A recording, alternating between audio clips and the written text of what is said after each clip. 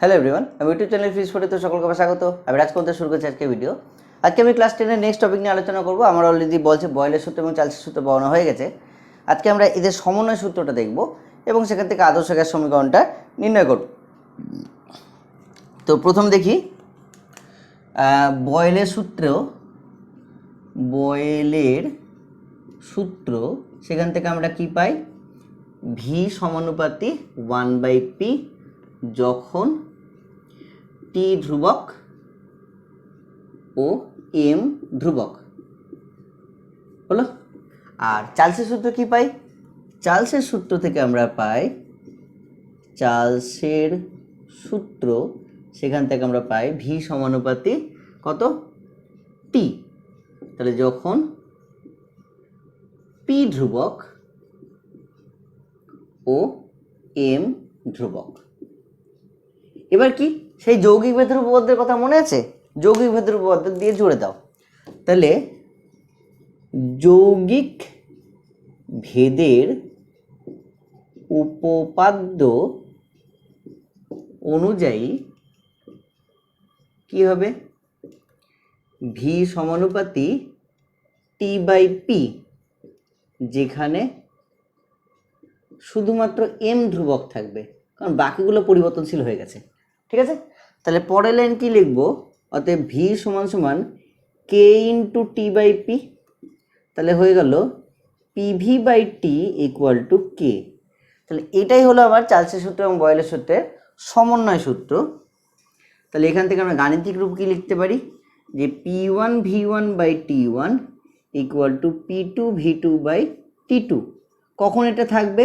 যখন তোমাদেরকে এরকম অঙ্ক দেবে যেখানটায় চাপ, আয়তন, উষ্ণতা তিনটারই মান দেওয়া আছে এবং তিনটাই পরিবর্তন হওয়ার কথা বলা আছে, তখন এই টাইপের অঙ্ক দেবে। তাহলে একটা অঙ্ক করে নিই, তাহলে আমরা বুঝতে পারবো যে এরকম কি অঙ্ক থাকতে পারে। ঠিক আছে, ধরো অঙ্কটা এরকম দিল যে একটি গ্যাসের উষ্ণতা দ্বিগুণ ও আয়তন বৃদ্ধি করা হলো ও আয়তন 3 গুণ হ্রাস করা হলো। দুটোই করা হয়েছে একসাথে। ঠিক আছে, গ্যাসের চাপ কি হবে? গ্যাসের চাপের কিরূপ পরিবর্তন হবে, এটা হলো প্রশ্ন। এখানটায় ধরে নিতে হবে ভর ধ্রুবক, বা বলে দেওয়া থাকবে ভর ধ্রুবক রেখে। ঠিক আছে, তাহলে কি করে করব এবার দেখো অঙ্কটা। এখানটায় প্রাথমিক আর অন্তিম দুটো আলাদা করতে হবে। প্রাথমিক, তাহলে কি আছে? উষ্ণতা দ্বিগুণ করা হলো, তাহলে প্রাথমিক উষ্ণতা T1টাকে টি ধরলাম, ধরি হিসাবে লেখো। ধরি প্রাথমিক উষ্ণতা T1টা টি, চাপ P1টা পি, আয়তন V1টা ভি হলো। আচ্ছা, এবার অন্তিমটাতে চলে আসি। অন্তিম, প্রথমে উষ্ণতা T2, দেখো কি করা হয়েছে, উষ্ণতাকে করা হয়েছে দ্বিগুণ, তাহলে কত হবে? 2T হবে। চাপ কিরকম পরিবর্তন হবে সেটাই প্রশ্ন, তাহলে P2 ইকুয়াল টু জিজ্ঞাসা চিহ্ন। আর আয়তন, তাহলে আয়তন কি আছে? V2। কি বলা হচ্ছে দেখো, V2টা 3 গুণ হ্রাস করা হয়েছে, তাহলে V2 করবো আমরা কত? V/3। এবার যেহেতু সব পাল্টাচ্ছে, তাহলে আমাদের এই সূত্র নিয়ে কাজ করতে হবে। চার্লসের সূত্র বা বয়েলের সূত্র আলাদা করে পড়বে না। তাহলে কি হবে? অর্থাৎ P1V1/T1 equal to P2V2/T2। Simple মান বসাও, কোনো কিছু করার দরকার নাই। প্রথম আছে P1 এর মান P, V1 এর মান V, T1 এর মান T বসিয়ে দিলাম, হয়ে গেল। ইকুয়াল টু P2 মান দেখে বলো, P2 মান তো জানি না, P2 মানটা P2 থাকবে। V2 মান কত আছে? V2 মান আছে V/3, তাহলে ভি চলে গেল এখানে, 3 চলে গেল নিচে, আর টি টুর মান কত আছে 2t, তাহলে এখানটায় চলে গেল 2t হয়ে গেল। এবার কি লিখবো, এই ভি, আচ্ছা এক লাইন লিখে নাও, P into V by T equal to 1/6 into P2 V by T. এবার দেখো ভি ভি কেটে গেল, আর এখানে টি আর টি কেটে গেল, হলো। তাহলে পড়ে থাকলো কত, তাহলে P2 হয়ে গেল 6P। তাহলে উত্তর কি লিখবে, অতএব গ্যাসের চাপ 6 গুণ বৃদ্ধি পাবে, অতএব গ্যাসের চাপ 6 গুণ বৃদ্ধি পাবে। তাহলে এটা হলো আমাদের সমন্বয় সূত্র থেকে অঙ্ক, ওকে। আচ্ছা, এবার সমন্বয় সূত্র থেকে আদর্শ গ্যাসের সমীকরণটা কিভাবে লেখা যায়।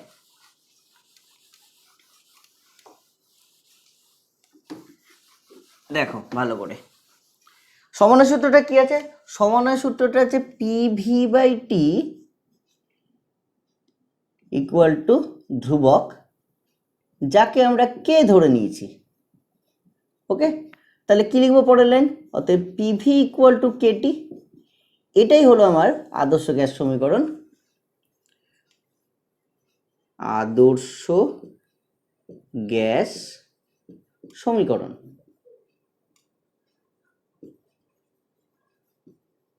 তাহলে কাকে বলে আদর্শ গ্যাস, যে সমস্ত গ্যাস বয়েলের সূত্র ও চার্লসের সূত্র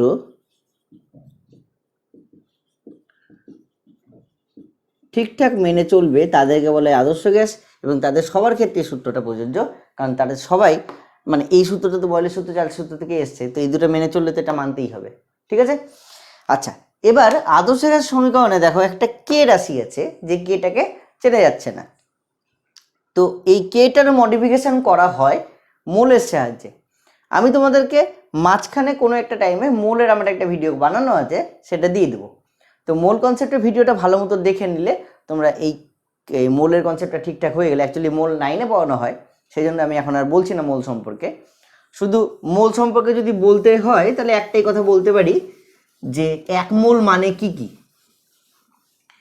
যদি 1 মোলকে এখানে রাখা হয়, তাহলে গ্যাসের ক্ষেত্রে 1 মোল মানে তার আণবিক ভর যত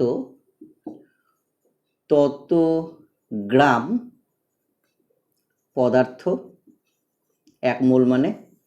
তার মানে কি, 1 মোল মানে হাইড্রোজেনের ক্ষেত্রে 2 গ্রাম গ্যাস, বা তোমার অক্সিজেনের ক্ষেত্রে 32 গ্রাম গ্যাস, কারণ অক্সিজেনের যেহেতু 16 হয়, তাহলে 16 দুগুণে 32 হবে, হলো। আবার 1 মোলের মধ্যে উপস্থিত থাকবে 6.023 ইন্টু 10⁻23 টি গ্যাসের অণু। আবার 1 মোলের মধ্যে উপস্থিত থাকবে 22.4 লিটার গ্যাস। 1 মোল মানে আমি আপাতত শুধু এটুকুই বলতে পারি, ডিটেলস আমি 1 মোল সম্পর্কে পরে বলবো। চলে আসি তোমাদের নেক্সট টপিকে, সেই নেক্সট টপিকটা পড়লে তারপরে আমরা সেই আদর্শ গ্যাস সমীকরণটাকে আর একটু মডিফাই করতে পারবো। নেক্সট টপিকটা কি, নেক্সট টপিকটা হলো অ্যাভোগাড্রো প্রকল্প বা অ্যাভোগাড্রো সূত্র। তাহলে অ্যাভোগাড্রো প্রকল্প, অ্যাকচুয়ালি এটাকে প্রকল্প আগে বলা হতো, এখন এটা হয়ে গেছে অ্যাভোগাড্রো সূত্র। এখন প্রশ্ন আসে এরকমভাবেই যে অ্যাভোগাড্রো প্রকল্পকে বর্তমানে সূত্র বলার কারণ কি। দেখো, প্রকল্প তাকেই বলা হবে, আমি উত্তরটা বলছি ভালো মতো লিখে নেবে, প্রকল্প তাকেই বলা হবে যার কোনো প্রমাণ নেই, ঠিক আছে। অ্যাভোগাড্রো যখন প্রথম তার কথাটা বলেছিলেন তখন তার কোনো প্রমাণ দিতে পারেননি, কিন্তু সেটা দিয়ে সব কিছু মিলানো গেছে। কিন্তু পরবর্তীকালে অ্যাভোগাড্রোর প্রকল্পটা প্রমাণিত হয় বিভিন্নভাবে, অ্যাভোগাড্রো প্রকল্পটা সব দিক দিয়ে যখন প্রমাণিত হয় তখন সেটাকে আমরা সূত্রের নামকরণ, সূত্রের মর্যাদা দিই। প্রকল্প বলতে আমার যে কোনো কথার প্রকল্প হতে পারে, ঠিক আছে, কিন্তু আমার যে কোনো কথার যদি কোনো বাস্তবিক প্রমাণ না থাকে তাকে আমরা সূত্র বলতে পারি না। অ্যাভোগাড্রো যেহেতু যার প্রকল্পের কোনো প্রমাণ দিতে পারেননি, তাই তো সেটা প্রথমে সূত্রের মর্যাদা পায়নি, পরবর্তীকালে অ্যাভোগাড্রো প্রকল্পের অনেক প্রমাণ সামনে আসায় সেটা সূত্রের মর্যাদা পেয়েছে। ঠিক আছে, তাহলে প্রকল্পটা কি ছিল? একই চাপ ও উষ্ণতায় সম আয়তন সমস্ত গ্যাসে সমসংখ্যক অণু থাকবে। শুনতে একটু অদ্ভুত লাগে বিষয়টা, আমি একটু ছবি দিয়ে মাধ্যমে দেখাই। ধরো এটা একটা গ্যাসের পাত্র আছে, এটা একটা গ্যাসের পাত্র আছে, এটা আরেকটা গ্যাসের পাত্র আছে। ধরে নাও তোমাদের তিনটা ঘর, বাড়িতে তিনটা ঘর আছে, সেই তিনটা ঘর। ঠিক আছে, এবার প্রথম ঘরে, এটা প্রথম ঘর, এই ঘরে ধরে নাও 10 জন এসে থাকছে।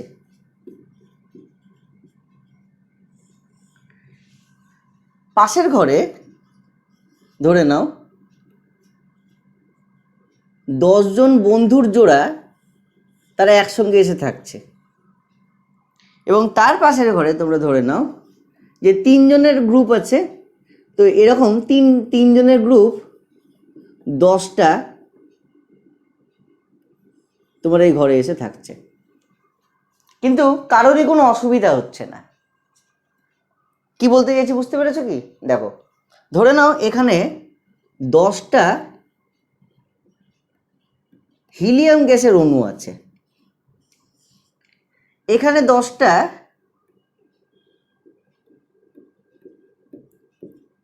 অক্সিজেন গ্যাসের অণু আছে, আর এখানে 10টা কার্বন ডাই অক্সাইড গ্যাসের অণু আছে। তাহলে দেখো, এর থেকে এই অণুটা বড়, তার থেকে ওই অণুটা বড়। এখানে একটা করে অণু, পরমাণু, এখানে 2টা পরমাণু, এখানে 3টা পরমাণু। তো দেখে মনে হচ্ছে না যে এখানে চাপটা কম, এখানে চাপটা আরেকটু বেশি, এখানে চাপটা আরেকটু বেশি হবে। এখানে উষ্ণতা কম, এখানে উষ্ণতা ডবল হবে, এখানে উষ্ণতা 3 গুণ হবে। হতো যদি না গ্যাসের অণুর আয়তন অতি নগণ্য হতো। তাহলে বিষয়টাকে বুঝবে কি করে? বোঝার সহজ পদ্ধতি, যে ধরে নাও একটা বিশাল বড় ঘর, সেই বিশাল বড় ঘরে 10টা মশা ঘুরে বেড়াচ্ছে। মশাটা অনেক বড় বলে দিলাম, 10টা ব্যাকটেরিয়া ঘুরে বেড়াচ্ছে এখানটায়, এই 10টা ব্যাকটেরিয়া। তার বদলে এখানটায় 20টা ব্যাকটেরিয়া ঘুরে বেড়াচ্ছে, মানে 10 জোড়া ব্যাকটেরিয়া ঘুরে বেড়াচ্ছে। বা এখানে 3টা গ্রুপে করা আবার 10টা গ্রুপের ব্যাকটেরিয়া ঘুরে বেড়াচ্ছে। মানে এতটাই ক্ষুদ্র বিষয়টা। তার মানে কি, এখানে একটা গ্রুপে একটা করে থাকুক, বা একটা গ্রুপে 2টা করে থাকুক, বা একটা গ্রুপে 3টা করে থাকুক, কোনো ফ্যাক্টরি করে না। অণু হিসাবে সবগুলোই বিন্দুবৎ, মানে বিন্দুর মতো। অণু হিসাবে সবগুলোই বিন্দুর মতো। তাই দেখা যায় এখানটায় একই আয়তনের মধ্যে সমপরিমাণ অণু সবগুলোতেই থাকতে পারছে, যদি আমরা সবগুলোর উষ্ণতা সমান করে দিই এবং সবগুলোর চাপকে সমান করে দিই। ক্লিয়ার? তাহলে যদি অ্যাভোগাড্রো প্রকল্পকে ঠিকঠাক, বা অ্যাভোগাড্রো সূত্রকে ঠিকঠাক বুঝতে হয়, তাহলে কিভাবে লিখবো? যদি ছবির মাধ্যমে দেখাতে হয়, যে এই যে 3টা পাত্র আছে, এই 3টা পাত্রতে 3টা আলাদা আলাদা গ্যাস আছে, 3টা আলাদা আলাদা গ্যাস আছে, এবং সেই 3টা আলাদা আলাদা গ্যাসের প্রত্যেকটাতে চাপ আছে পি পি পি করে, আয়তন আছে টি টি টি করে, তাহলে উষ্ণতা টি টি টি করে আছে। এবার এর আয়তনটাকে V1 ধরলাম, এর আয়তনটাকে V2 ধরলাম, এর আয়তনটাকে V3 ধরলাম। তাহলে সূত্র কি বলছে? V1 সমান সমান V2 সমান সমান V3 হলে এখানে অণুর সংখ্যা N1, এখানে N2, এখানে N3, এখানে হবে N1 equal to N2 equal to N3। এটা হলো অ্যাভোগাড্রো সূত্রের গাণিতিক রূপ। একই আয়তনে একই পরিমাণ অণু থাকবে। তাহলে কি করব? ধরে নাও এখানে আয়তনটাকে করে দিলাম ডবল, চাপ আর উষ্ণতা স্থির রেখে ধরে নাও আয়তনটাকে করে দিলাম ডবল। তাহলে এখানে চাপ আছে পি আর উষ্ণতা আছে টি। তাহলে এখানে যদি আয়তনটা হয়ে যায় 2v, তাহলে অনুসংখ্যা হয়ে যাবে কত, এখানে n হলে এখানে হবে 2n। তার মানে কি অ্যাভোগাড্রো প্রকল্প থেকে জানা গেল আয়তন সমানুপাতি n। ওকে, আচ্ছা, গে-লুসাকের গ্যাস আয়তন সূত্র কি বলে এটা আমাদের নেক্সট দেখার বিষয়, এবং সেখান থেকে সেটা কি অ্যাভোগাড্রো সূত্রের সাহায্যে প্রমাণ করতে হবে। এই জিনিসগুলো দিয়েছে জাস্ট অ্যাভোগাড্রো সূত্র যে সত্যি সূত্র সেটা বোঝানোর জন্য। তাহলে গে-লুসাকের গ্যাস আয়তন সূত্রটা কি, গে-লুসাকের গ্যাস আয়তন সূত্র, একই চাপ ও উষ্ণতায় থাকা গ্যাসগুলি পরস্পর বিক্রিয়া করলে সরল আয়তন অনুপাতে বিক্রিয়া করবে, মানে আয়তনের সরল অনুপাতে বিক্রিয়া করবে, এবং বিক্রিয়াজাত পদার্থ যদি গ্যাস হয় তারাও বিক্রিয়ক পদার্থের সঙ্গে সরল অনুপাতে থাকবে। মানে কি, একই চাপ ও উষ্ণতায় থাকা গ্যাসগুলি পরস্পর বিক্রিয়া করে আয়তনের সরল, অ্যাকচুয়ালি পূর্ণ সংখ্যার সরল অনুপাতে, পূর্ণ সংখ্যার মানে কোনো ভগ্নাংশ হবে না, সরল অনুপাতে, এবং যদি বিক্রিয়াজাত পদার্থটি গ্যাসীয় হয় তবে সেটিও বিক্রিয়ক পদার্থের সঙ্গে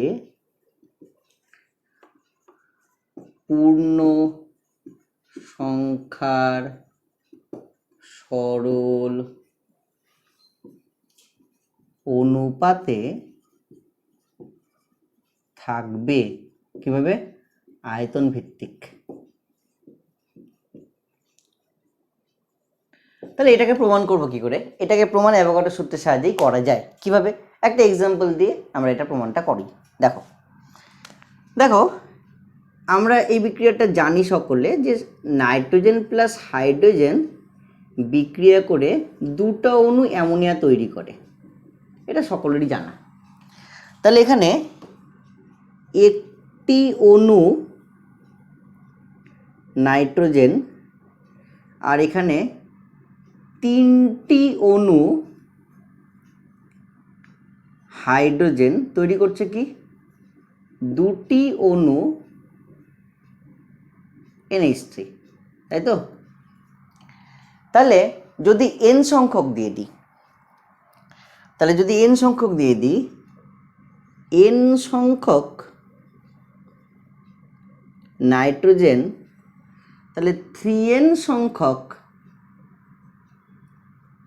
হাইড্রোজেন তৈরি করবে, আর এখানটায় পাওয়া যাবে 2n সংখ্যক, মানে n দিয়ে গুণ করে দিলাম, NH3। ওকে, অ্যাভোগাড্রো সূত্র কি বলে, এখানে তো সমান চাপ উষ্ণতা আমরা ধরে নিচ্ছি, সমান চাপ উষ্ণতা না ধরলে ইকুয়েশনটা থাকবে না, মানে ইকুয়েশন পাল্টে যেতে থাকবে, মানে বিক্রিয়া ঠিকঠাক হবে না। তাহলে অ্যাভোগাড্রো সূত্র বলে যে একই চাপ ও উষ্ণতা থাকার ফলে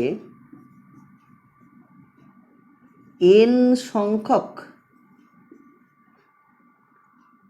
নাইট্রোজেনের আয়তন V হলে n সংখ্যক হাইড্রোজেনের আয়তন V হবে, n সংখ্যক অ্যামোনিয়া এর আয়তন সেটাও V হবে। ঠিক আছে, মানে n সংখ্যক নাইট্রোজেন, তাহলে আমি এটাকে বলতে পারি অতএব এটা ভি আয়তন। তাহলে n সংখ্যক হাইড্রোজেনও ভি আয়তন, তাহলে এখানে 3n আছে, তার মানে কত হবে? অতএব এটা হবে 3v আয়তন।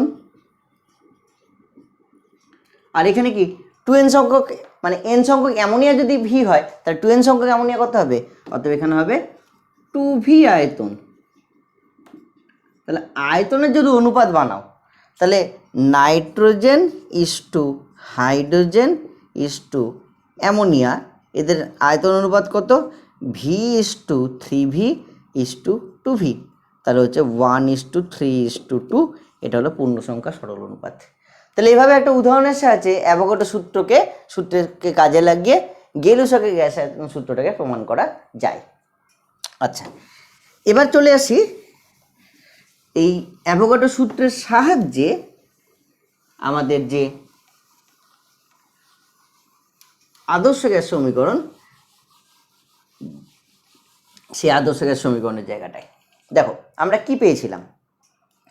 আমরা বয়েলের সূত্র থেকে পেয়েছিলাম ভি সমানুপাতি 1/p, যেখানটায়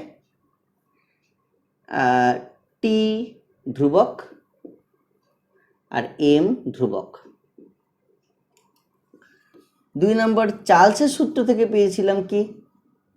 চার্লসের সূত্র থেকে পেয়েছিলাম ভি সমানুপাতি টি, যেখানটায় পি ধ্রুবক আর এম ধ্রুবক হলো। আর নতুন করে অ্যাভোগাড্রো সূত্র থেকে কি পাচ্ছি? অ্যাভোগাড্রো সূত্র থেকে পাচ্ছি ভি সমানুপাতি এন। তাহলে ভি সমানুপাতি কি হচ্ছে? N into T by P. তাহলে পিভি, একটা ধ্রুবক নিয়ে নিই, এখানে যে ধ্রুবকটা আছে সেই ধ্রুবককে আর দিয়ে প্রকাশ করা হয়। তাহলে V equal to R N into T by P. তাহলে হয়ে গেল কত? PV equal to N R T. ঠিক আছে, এই যে এন, এটা হলো এন মোল গ্যাস বোঝায়। ঠিক আছে, এনটা কি বোঝায়? এন মোল পরিমাণ গ্যাস রয়েছে সেই কথাটা বোঝায়, এবং তার ক্ষেত্রে পিভি ইকুয়াল টু হচ্ছে এনআরটি, এই সমীকরণটা আসছে। তাহলে 1 মোল কোনো গ্যাসের জন্য, 1 মোল পরিমাণ কোনো গ্যাসের জন্য পিভি ইকুয়াল টু হয়ে যাবে আরটি। ভেরি গুড, বোঝা গেল। তাহলে আর জিনিসটা কি? আর জিনিসটাকে বলা হয় সার্বজনীন গ্যাস ধ্রুবক। তাহলে এই আর থেকে অনেকগুলো প্রশ্ন আসে। একটা চার্ট আছে, চার্টের মধ্যে দেখবে আর সম্পর্কে বলা আছে, ওই চার্টটা ভালো করে দেখে নেবে। তাহলে দেখো এখান থেকে আর ইকুয়াল টু কি লেখা যায়? দেখো কি পাচ্ছি আমরা পাচ্ছি PV equal to N R T. তাহলে আর ইকুয়াল টু কি পাচ্ছি? PV by N T. তাহলে আর এর একক কি কি হতে পারে? একটা হতে পারে পিতে এটিএমএস, ভিতে লিটার, নিচে থাকছে মোল, কেলভিন, এটা হতে পারে। আরও অনেক কিছু হতে পারে। এটিএমএস এর জায়গায় লিখতে পারি আমরা কে, এখানে পাস্কাল লিখতে পারি, পাস্কেল। এখানে লিটারের জায়গায় সেমিকিউব লিখতে পারি, মোলটা মোলই থাকবে, কেলভিনটা কেলভিন থাকবে। তো এভাবে অনেক একক হতে পারে। ওই চার্টটা একটু বই থেকে দেখে নেবে ভালো মতো, তাহলে তোমরা আর এর সম্পর্কে সব কিছু জেনে যাবে। আর এর মান কত হয়? আর এর মান সম্ভবত 8.3 কি যেন হয় আর এর মান। এখানে এককটা একটু দেখে নাও কোন একক থাকে, সম্ভবত প্রথম এককটাই থাকবে। এই একক নিয়ে আমার একটু কনফিউশন আছে, দেখে নিও। 8.3 হয় এর মান, এটুকুটা মনে আছে। যাই হোক গেল। তো এই যে সূত্রটা পেলে, এটা হলো তোমার আদর্শ গ্যাস সমীকরণের মেন সূত্র। আর আর এর মানটা বের করার পদ্ধতিটা এভাবে যে পি এর মানটা 1, ভি এর মানটা হয় কত 22.4 লিটার, এনটা হয় 1 মোল, এটা হয় 273, সম্ভবত এখান দিয়ে বের হয়। তাহলে এখানে এককটা হয়ে যাবে, এককটা পিকে আমরা কি লিখলাম? 1 লিখলাম। তাহলে 1 এটিএমএস হয়েছে, তাহলে এটিএমএস 22.4 লিটার হচ্ছে, তাহলে লিটার আর 1 মোল হচ্ছে, তাহলে মোল ইনভার্স আর এটা কেলভিন ইনভার্স, সম্ভবত এই এককটাই আছে, একবার চেক করে নিও এটা ঠিক লিখলাম কিনা। ওকে, তো এইভাবে আর এর মান নির্ণয় করা হয় এবং আর এর এককটা নির্ণয় করা হয়। তো যাই হোক, এটাকে বলা হচ্ছে আদর্শ গ্যাস। এবার আদর্শ গ্যাস কাকে বলে এটা একটু আগে বললাম, যারা চালসিয়াস সূত্র বয়লের সূত্র মেনে চলে। তো তা সত্ত্বেও কিছু কিছু নিয়ম আছে, যে নিয়মগুলো যারা মেনে চলে তাদেরকে আদর্শ গ্যাস বলা হবে। অ্যাকচুয়ালি সেই গ্যাসগুলোই চালসিয়াস সূত্র বয়লের সূত্র মেনে চলে, যারা ওই নিয়মগুলো মেনে চলছে। কি নিয়ম? সেই নিয়মগুলোই হলো আদর্শ গ্যাসের স্বীকার্য। তো নেক্সট ভিডিওতে আমি সেই আদর্শ গ্যাসের স্বীকার্য নিয়ে আলোচনা করব, এবং পরীক্ষায় এসেছে অলরেডি মাধ্যমিকে যে আদর্শ গ্যাসের স্বীকার্যতে যে দুটো স্বীকার্য ভুল আছে সেই দুটো উল্লেখ করো, কোথায় ভুল আছে, ঠিক আছে? এবং এই স্বীকার্যটা মানে মানে এই ভুলটা সংশোধন কি করে করা হয় এবং আদর্শ গ্যাস সমীকরণটা পাল্টে কি হয়, এই ব্যাপারগুলো নিয়ে আমার নেক্সট ভিডিও থাকবে। তো আজকের মতো ভিডিও এখানেই শেষ হলো। ভিডিওটি ভালো লাগলে অবশ্যই একটি লাইক দিও এবং বন্ধুদের সঙ্গে শেয়ার করো। আমার চ্যানেলটি সাবস্ক্রাইব না করা থাকলে সাবস্ক্রাইব করো। ধন্যবাদ।